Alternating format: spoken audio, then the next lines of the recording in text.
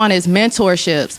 So a mentor is someone that's going to come in, a lot of times they can be your sounding board. You can ask them for their advice on things and really kind of talk through like where you want to go professionally or personally. And so mentors are good to have. You want to have them in your network. You want to have them as somebody that you know, but you also want to seek people out that you don't know. Seek people that are different from you to also be your mentor, to provide you a different perspective. A sponsor is the person that's going to get you that role, right? That's the person that's going to put themselves out there for you and advocate in those rooms that you're not a part of. They're going to be in that table and say, Unique may be the person, Unique is that person for that role, or Unique has done this, et cetera, right? So when you think about mentorship, and I know when I was in school, it was always, you got to get a mentor, right? Get a mentor, get a mentor. But I also want you to start thinking about those sponsors. So who's your mentor, who's your sponsors? And then you want to build out a board, right? You want to have a mentor, you want to have sponsors, you want to have peers so that you can stay above the line, because sometimes when you go to work or go to class, you might not feel like it that day, right? And those peers around you should be equipped to help you stay above the line so you can stay focused and get the job done, right? So when you think about your professional and personal development, because I think they are parallel, you want to have a mentor, and you want to have a sponsor, and then you want to have a peer group that's going to help you stay above the line. You don't want people in your circle that's going to be sinking you down, saying, yeah, girl, don't go to that class. Or, you want to have someone that's going to encourage you and come get you so y'all can go to class together. It's the same that applies in the workforce as well. And Foot Locker provides a culture where we do work. We have technology, marketing, finance, and TA, and legal, human resources. We work in a collaborative environment where my current mentor doesn't sit in my same discipline, my same function, right? And so that has now given me a broader perspective on another side of the business and some insight on how maybe I can grow my career and what other doors may be open for me as well. So mentor, sponsorship, and then a board of directives of peers that'll help you stay above the line. And real quick, just to add to that, before you even get to that space, and you're interviewing for roles or positions or internships, how you were talking about how the corporate feeling, like the next job you have, it needs to feel like this for you, right? And you talked about the company having resource groups for you. Interviews are two-way streets, right? It's not just them badgering you with questions or asking you questions. You should be asking them questions too. So when you think about the career environment that you want and you think about career growth, ask those questions in the interview process. Once they get done asking you things, they usually say, what? You have any questions for me, type of thing. That's your opportunity to say, like, what's the company culture like? What does this role look like on a day-to-day? It's okay for you to ask those questions too and get a feel for it. You won't know for sure until you are all the way in, right? But that give you a feel, and you can gauge the response. You can feel the energy, and you can give something from what they're saying. So make sure that you ask questions along the way as well.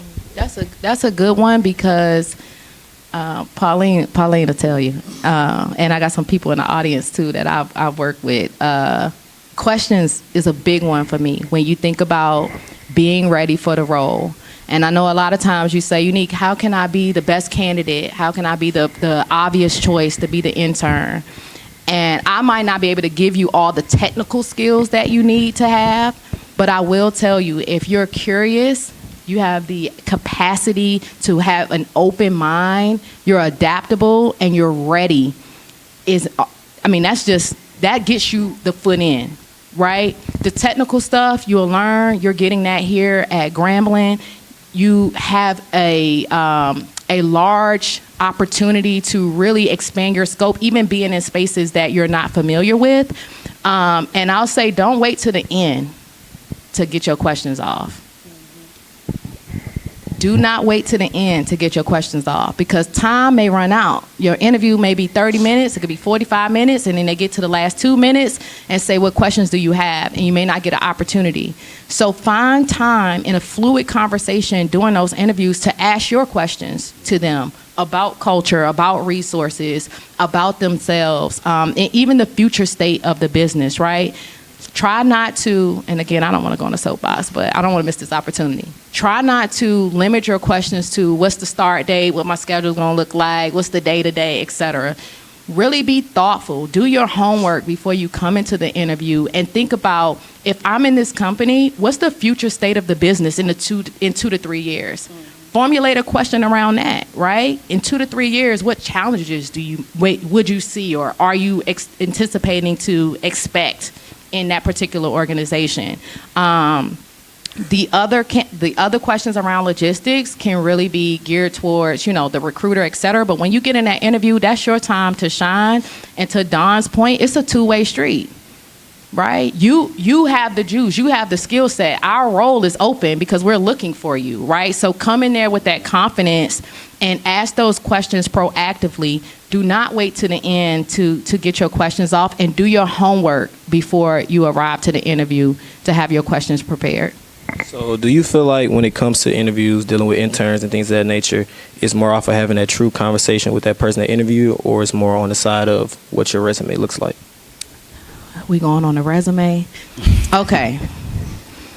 So your resume, there's a couple of things about resume. And Ms. Livingston and I, we're working together. We got a partnership, so we'll be doing some resume coaching over the next year or so, et cetera.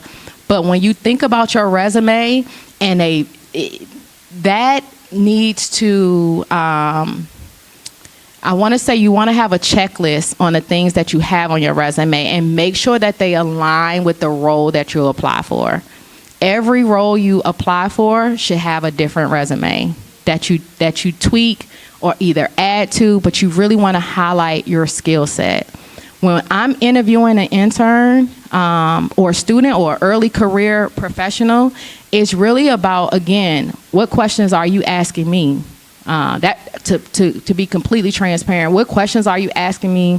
What do you know about the role that you're applying for, and your capacity? Because sometimes we know, as a early career professional, there are going to be some learning gaps. We know that. You're not in the workforce for 5, 6, 7 years, and that's not what we're looking for.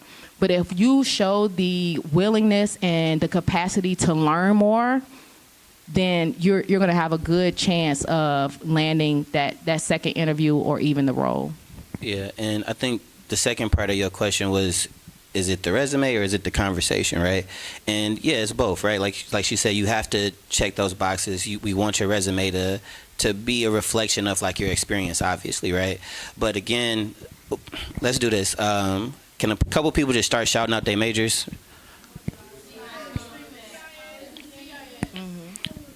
Cool. We heard a couple of the same majors, right? Just in this room, right? So when you graduate and you go on and start looking for career opportunities, there's going to be other people who just graduated too, not just from this school, but other organizations, other colleges, right? So how do you set yourself apart in this sea of resumes, right? I do interviews all the time as we're like building our team, and I get PDFs just full of resumes, right?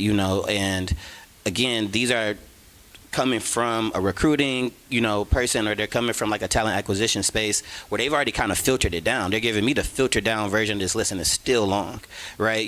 So one of those things I think should be on the resume, though, is the impact that you had on the roles that you had. So it's not enough to just say, like, I worked at this place. Where were the outcomes? Where were some of the successes that you saw while you were in that space?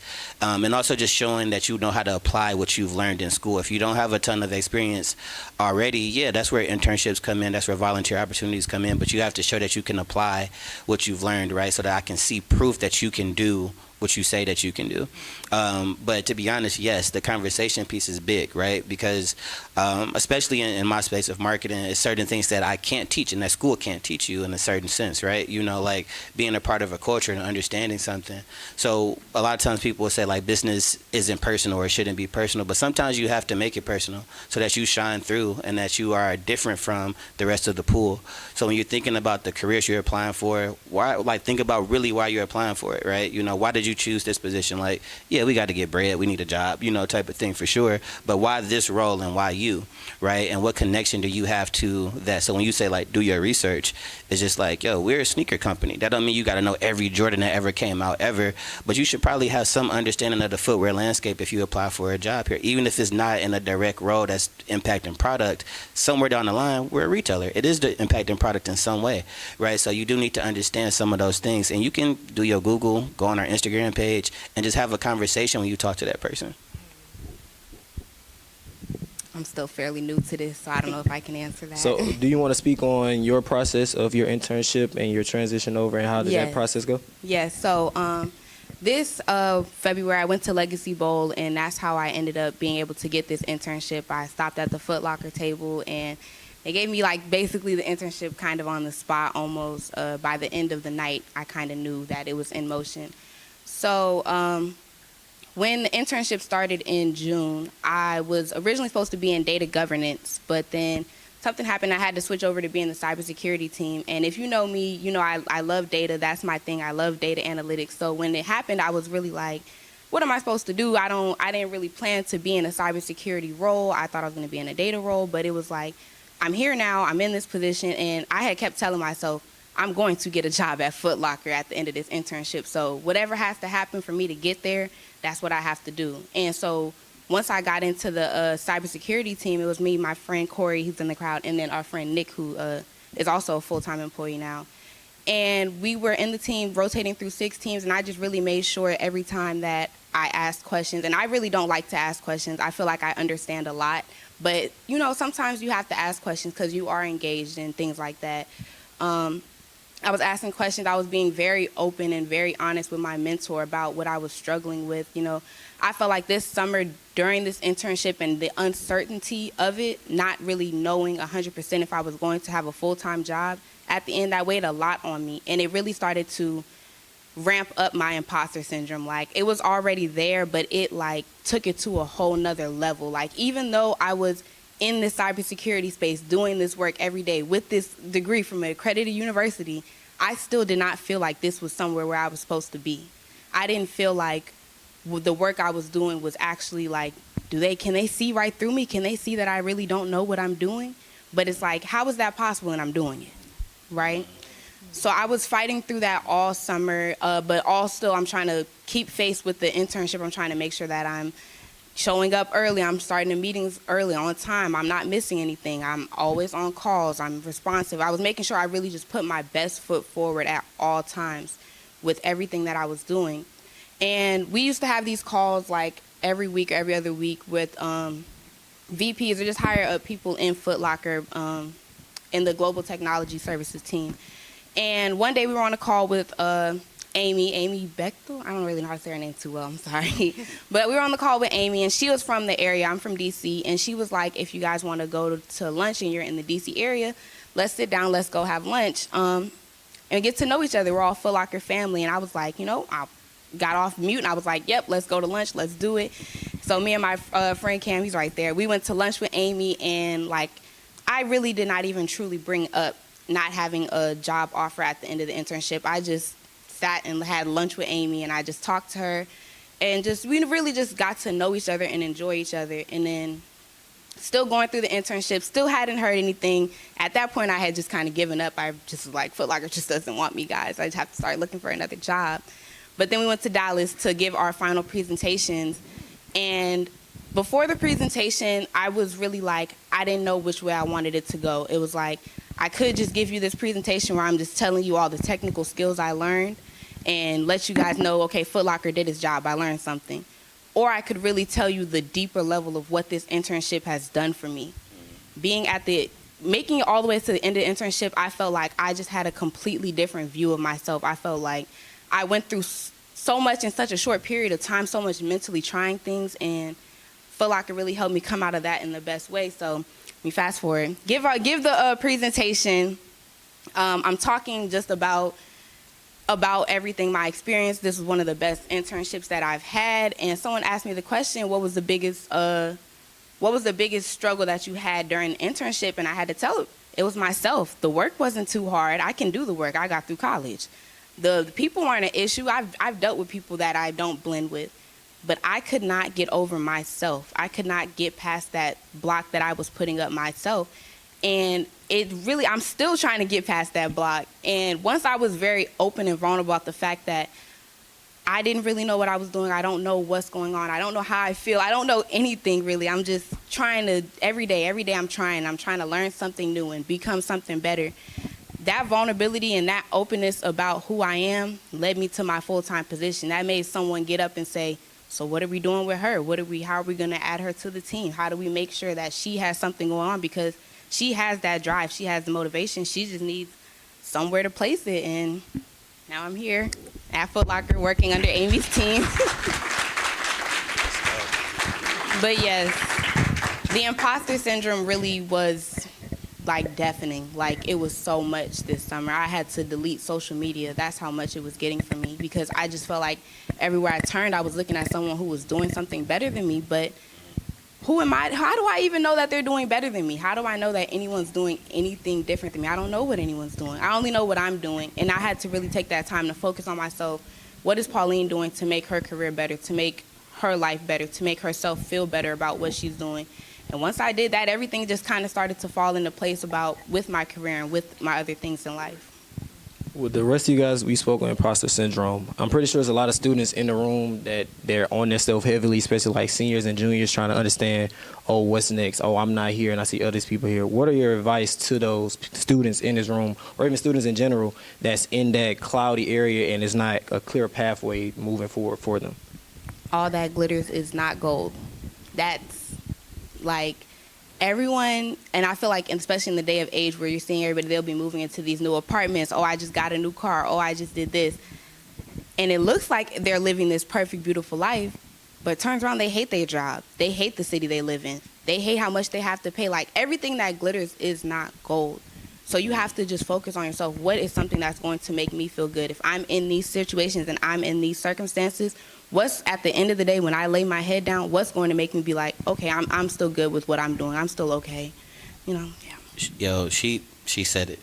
For real. Like, you know, I think in part of you telling about your story, you said, how can they, if they can see through me, if they can see that I'm not this, I'm not that. And you said, how is that possible when I'm already doing it?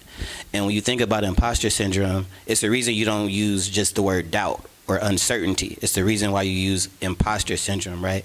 And it's because you're already doubting something that you're already doing, right? So it's exactly what she said. How is it possible if I'm already doing it? You are good enough. You are more than good enough, right? Because you've already proven that. You're already in that space. You're already in that room. You're already at the school. You already have the job. You're already in the space that you're supposed to be in, and you're bringing up that doubt. So you have to remember, like, how is that possible? I'm already doing it. So I think it's natural as a person to kind of feel those feelings, right? It's okay to acknowledge your feelings in the space that you're in your mental capacity, but you have to, like you said, when you lay down, remember, like, your journey is yours.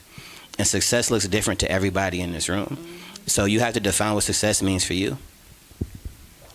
My advice is, you are who you say you are. Period. You are who you say you are. So you speak life into yourself. You speak life into your abilities, your capabilities, your capacity, and you are that. And I mean, that's it. You are who you say you are. And so as you continue to feed and nurture your abilities and your skill set and your mindset, you'll look back and say, look how far I've come. Earlier we spoke on the culture. So in what ways does Foot Locker encourage cross-cultural collaborations and understanding among its diversity teams across different countries to foster personal and professional growth? Well, I mean, it happens natural. There's a real synergy in our organization. I mean, that's how I met Don. I was in Houston. I live in Houston. And he was supporting the central region. And to a point that I made earlier about putting yourself out there, networking, et cetera, I just looked them up in Teams one day and Teams them. Right? And so we were able to then build a relationship. And so I think what works really well with our organization is that not only do we have the retail storefront, so we have community stores and power stores that do events for the community, and so a lot of our stripers are able to engage with each other. But from a corporate perspective, a lot of us work remote, or we have offices in in various cities, such as Dallas, New York, St. Pete, in the Chicago office. And so if you're in a remote environment, there's tons of calls. So we like to, even with my interns, I was on a call with them every week, coffee chats and all types of things. But we create a lot of times throughout the week to engage with one another. And then once you start to know each other personally, then you're checking in, right? Happy birthday, how the kids doing? You know, people have animals and plants. You know, someone told me about putting an avocado in water and closing a jar, and it saved my avocado for like 2 weeks, right? When I learned that from somebody that I didn't know that works in EMEA. And so we are a global organization. So our teams work overnight. You know, an email might come through. You don't have to respond to it, right? But you'll see that we're supporting our consumer 24/7. With that, we're also supporting each other, right? So in this is an event where we're supporting each other, right? So I made a partnership with Grambling, and then I just put it out there. And then we had partners come in and say, hey, I would love to come engage with the students and tell them a little bit about what we do in our organization and our function. And those are opportunities for us to continue to build. So I think it's the culture and the natural synergy around sneakers that allows us to connect on that level. Yeah, and to add to that, I would say whatever company you end up going to work for, don't wait for that to happen. I love that it's a part of our organization, especially as big as it is, but it's important to network internally within your organization, right? So as you're identifying what your role is and what success looks like for your role, it's okay to tap somebody on Teams or whatever their platform is and say, hey, I would love to get on your calendar for 15, 20, 30 minutes and just get a better understanding of what your team does and how it might impact my role. Maybe it's not a direct impact, but now I know what that guy does. I know what she does. I know what he does, right? And now you're starting to build this network internally to where it's like, oh, yo, we need X, Y, and Z done. Oh, yeah, that's my man's over there. Yeah, I'll hit him up right now. I got you.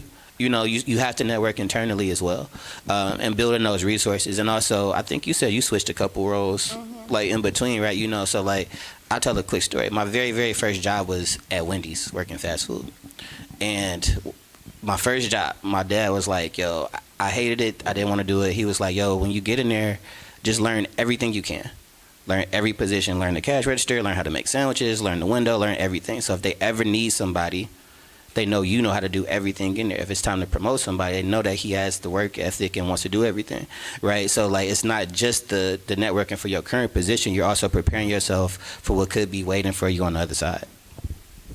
Definitely both what they said.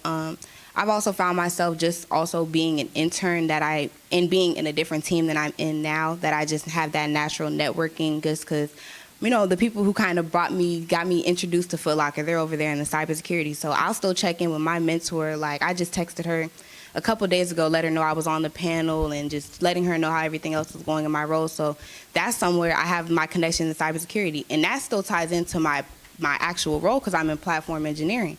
I'm looking at the platform, I'm looking at the cloud. I also need to I might have to go back into cybersecurity. I might need to talk to somebody in identity access and management or somebody in security operations, and I already know them, so that just makes it easier. And then also with me as a data analyst, I am able to kind of have my skill sets wherever. So I've done Power BI dashboards for financial operations, or I might do them for networking. Like, especially my manager too, he really likes to put me out there. Like, if he's talking to somebody and he's like, oh, I know someone who can do that, Pauline can do that, he's going to send me to that person and tell me, okay, you need to message them and try to get a meeting with them so that you can try and put yourself in a different role. So I feel like it happens naturally. And then also, just like they said, if you see someone, just, hey, message on Teams. I've had some people message me on Teams because we had to move to Dallas for the new tech hub. And they just messaged me, hey, I'm about to move. What should I think about for this? Have you know any good apartments? Just something simple like that. Like, you know, it kind of keeps it all flowing. So before we open up the floor for any questions from students in the audience, if you guys were sitting in their seats right now, what would be advice you would want someone to be telling you?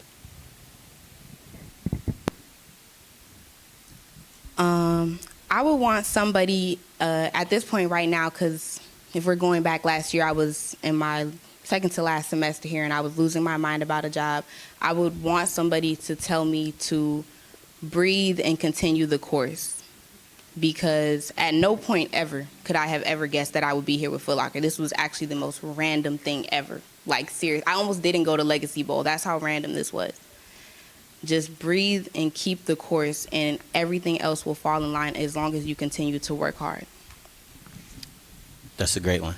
No, mine would be to just really take some time identifying what your passion is. I think we move so fast, especially in school and working toward getting a career, that sometimes life starts to fill itself in. If you get what I mean, and sometimes you have pressure from family or friends, like, oh, you should go through this path, you should major in this, you should focus in this.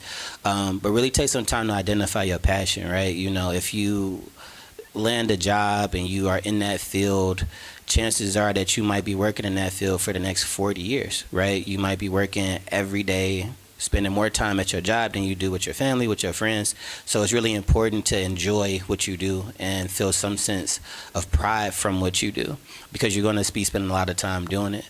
So if you can connect your passion and things that you really enjoy with your job, with your career, with your focus, then I think that you'll be happy in your day, and you can have a day that doesn't always feel like work. You'll still have them days where you're like, but you'll feel good about what you do, and you'll feel a sense of accomplishment that nobody else can give you.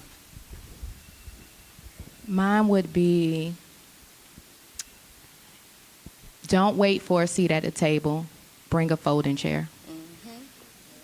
Some of y'all gonna get that joke on a different level, but bring a folding chair. And the reason why I say that is because when I sat on that side, and even now, when I think about my next two steps, we always think about, to Dawn's point, your passion, what opportunities are available. So we're in job boards, right? And we're saying, like, what's out there? What roles are available?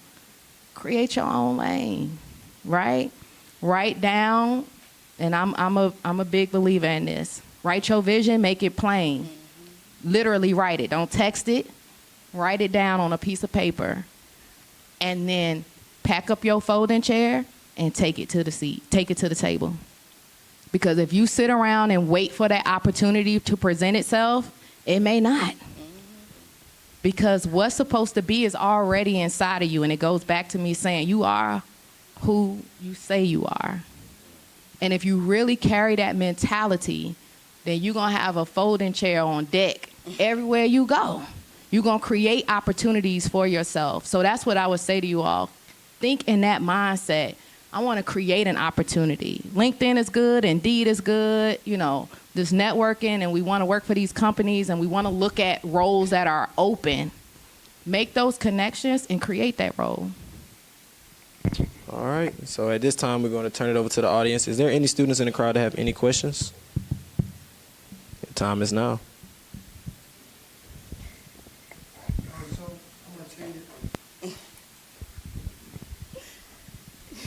How y'all doing? I'm Artavius Ellis, current senior, graduating senior at Grambling State University, majoring in mass communications and marketing. And my question is for Ms. Green.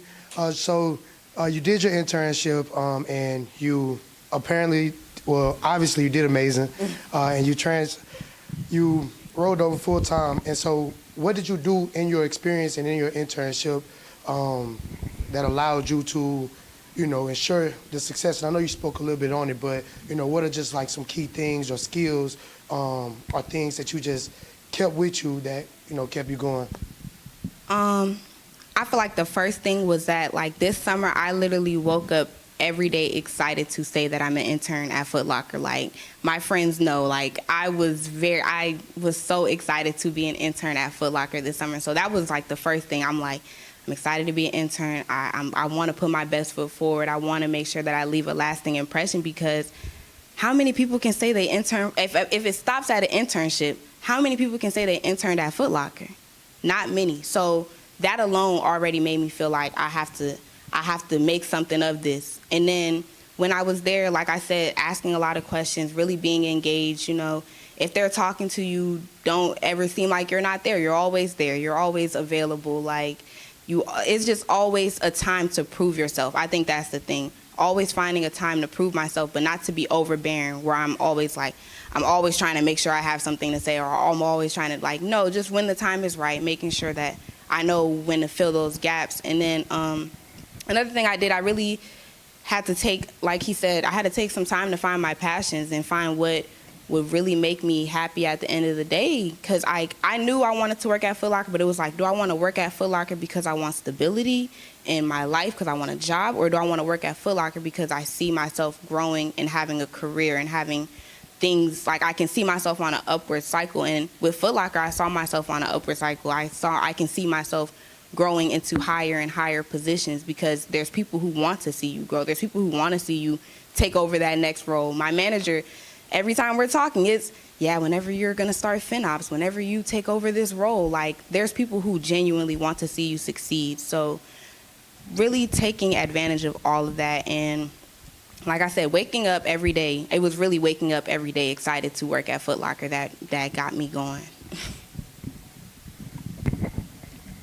How you doing? My name is Zion Porter. I'm a marketing major, senior here. My question is for Unique. What is the most exciting thing that's happened to you while working there? Man, listen. I'm almost standing up on this one. So I'll say my first cohort of technology interns. So they just graduated through the program in August. I love people, specifically young people. I love and enjoy being in the community. So I'm just so thankful for Foot Locker giving me the opportunity to not only align my passion, but my purpose, what I believe my divine reason for even being on this earth is, to do it every day, because everybody don't get the opportunity to do that, right? So I would say being able to give people an opportunity to kick the door in. I don't like to say step in, right? Because we want to be confident when we show up in places, have been the best experience for me. And I look forward to the investment that Foot Locker continues to make in our early career talent, because this is what I do day to day. I'm literally talking to students all day long. And my goal is to help you get to wherever it is that you want to be. I hope that we're your employer of choice, but if we're not, I want to still have that connection with you so that I'm checking in and I'm saying, bro, you got that job? Oh, that's good, right? Because when you think about it, our network, we have leaders that have been in all types of organizations, right? I mean, the top 5 organizations, and they're working for Foot Locker. And so they can also connect you to their peers. And it just goes back to the connection, how Pauline talked about going to lunch with another leader, and then that leader loved her and put her on her team. So she created an opportunity for Pauline based on the connection. So what brings me joy about my role is to be able to connect with people, to help them get their career started, but also continuing that engagement. Because once you, let me not use that language, but once you with me, you stuck with me, all right? You stuck with me. I'm the type of person that's always checking in. I'm calling you and I'm saying, hey, did you update that resume? Did you reach out to that LinkedIn connection? Because I don't see that we have mutual friends. Like, all of those things. And the biggest thing about your next step in your future is the commitment. I'm serious, y'all. I talked to 4, I know this was, I'm derailing, but just give me 2 minutes. I talked to 4,000 students probably on a weekly basis. And the commitment is what's gonna get you to the next step. Whether that's in research, whether that's in networking, whether that's in you going to get that skill. So sometimes you come to me, I'm very direct. I'm like, look, this is good, but you need, if this is the lane that you want to be in, here are the skills that you need. My expectation is that you coming back and you saying, Unique, I went and got this skill. I learned this on YouTube, Coursera, whatever, right? Like you're committed to your journey. That is what's going to help you flourish, not only when you start your career, but to really thrive in your career. And your career doesn't always have to be these big, large organizations. Again, when you think about what you want to do, not only in your professional life, there's a parallel in your personal life. So that same energy that you put into that, sometimes it starts to intersect. So it's really about the commitment and what you do after this. And I'm proud of y'all for even committing to coming here. Right? Because this is homecoming week. I went to I'm a 2-time HBCU graduate, okay? So there's a lot of turned up in me. So I appreciate you all being committed to your career, to your future, taking some advice and some learnings from us sitting up here, and for even giving us the opportunity to learn from you all, because I've connected with some of you all while we were setting up. And I talked to him, and I was like, man, what you doing? And he was like, man, I kind of like this. And I said, listen, don't be afraid of new lanes. You here for a reason. You're doing something consistently, and now you started this path, and now you get to make a decision. Go down that road, because you never know where that's going to take you. And it could lead you into a role like this one, where your purpose, your passion, and your divine impact all aligns. And then you can start to do the work that really fulfills you. I hope that answered your question, brother. We have another question.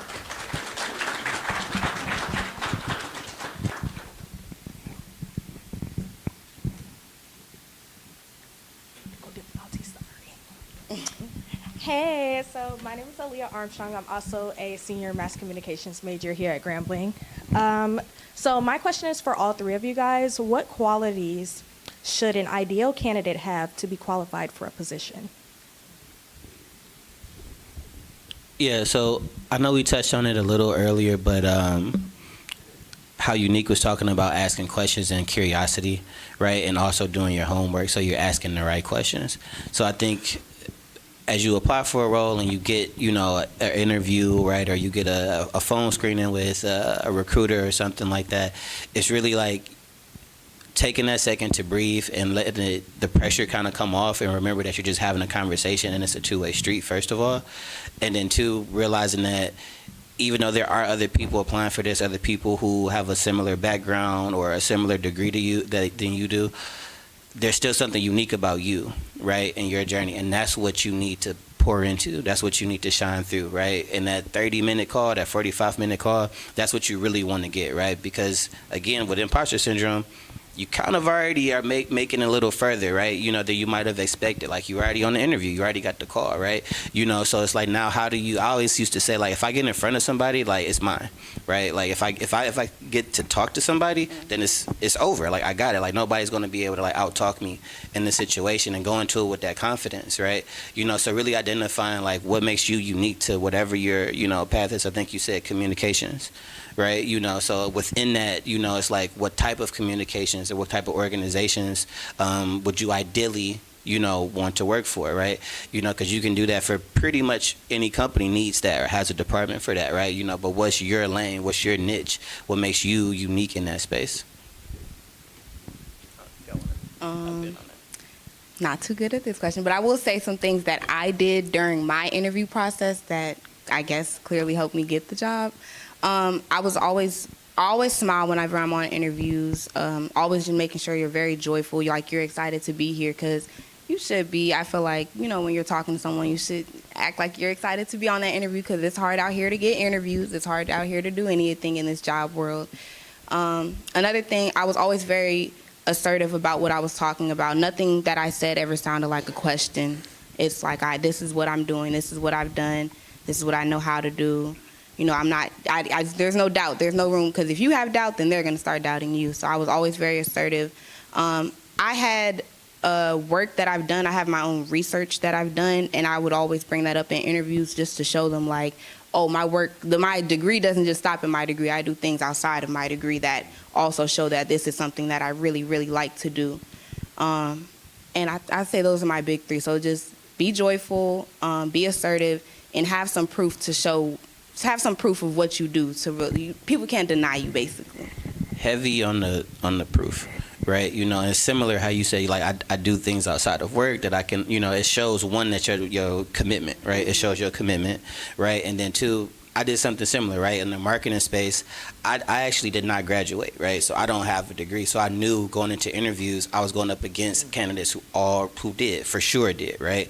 So what I did to stand out was similar is I built a deck. I built a presentation for interviews, right? Like, I've researched this company. I see where y'all are headed. I see what's going on. These are some things I think you can do.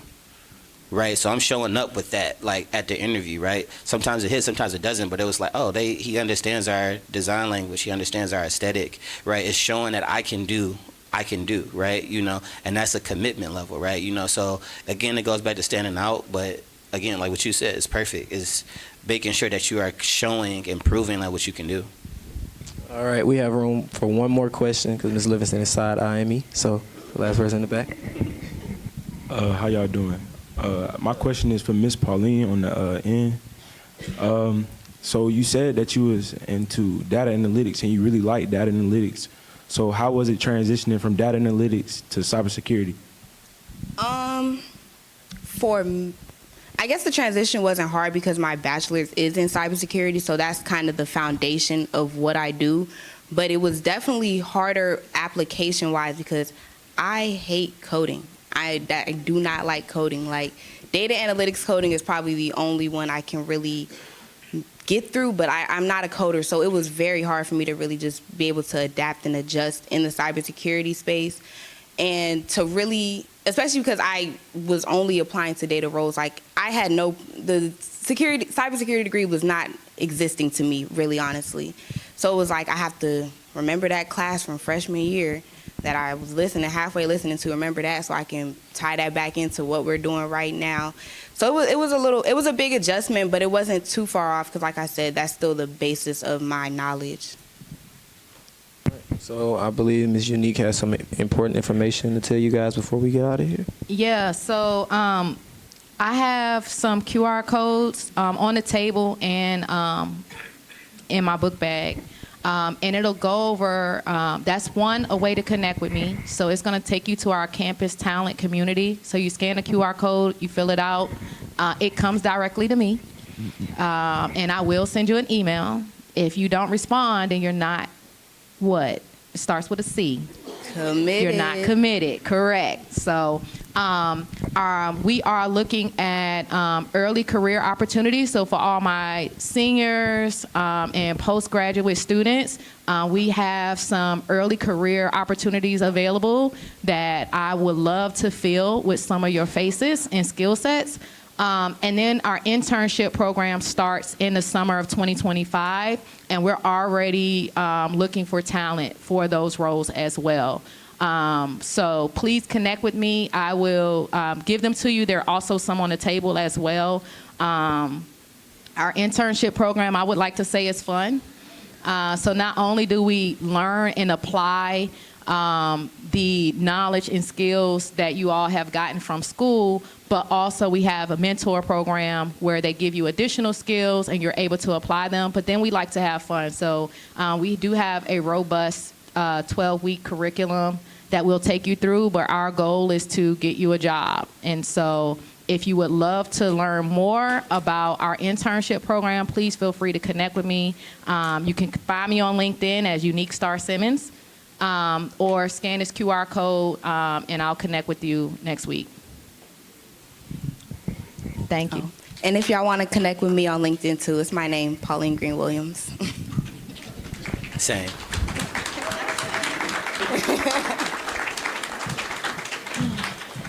Wow. So I think I told you we were going to have a great candid conversation this semester. This is the conversation I've been waiting for.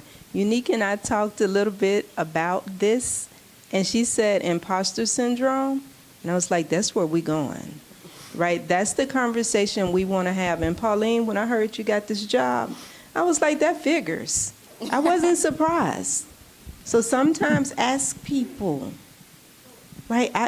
No surprise, right? You deserve it and you belong there. Don't ever think you don't. Thank you.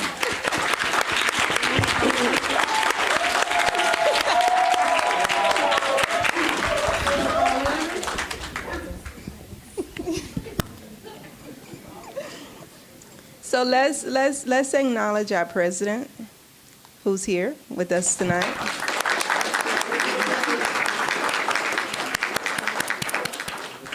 VP Ellis is here tonight. VP Logan is here tonight. It looks like student organizations are here, our student leaders, and yeah, I appreciate all of you equally. They picking on me up here. Y'all know who it is. Let's see.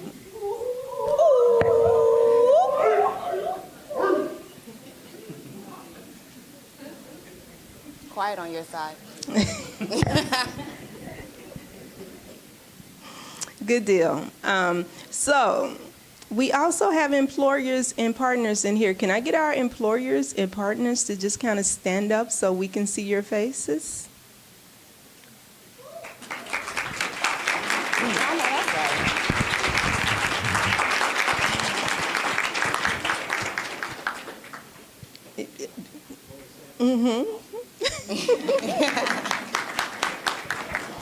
So when we say commitment, we mean commitment. When you look around the room and you see the people who came here early to be at this event because they want to sit and talk to you, these are the people who are committed. These are the people who are committed. She said the word. She said partnership. I'm holding her to that. She said partnership. We're partners, right? We're gonna exit to the mixer. I want you to take time, have conversations with the employers, learn about them, learn about Foot Locker. I see CIA, I see Secret Service. I think we got Chase in the back. We got a lot of companies here who are hiring, right? So make the best of this night. Get these conversations before the crowd comes in tomorrow. That gives you an upper hand because they've already seen you. So ladies and gentlemen, thank you for being here, and let's get some food. If you're my close friend, or my friends, can you stay up here for a picture? Sorry, y'all.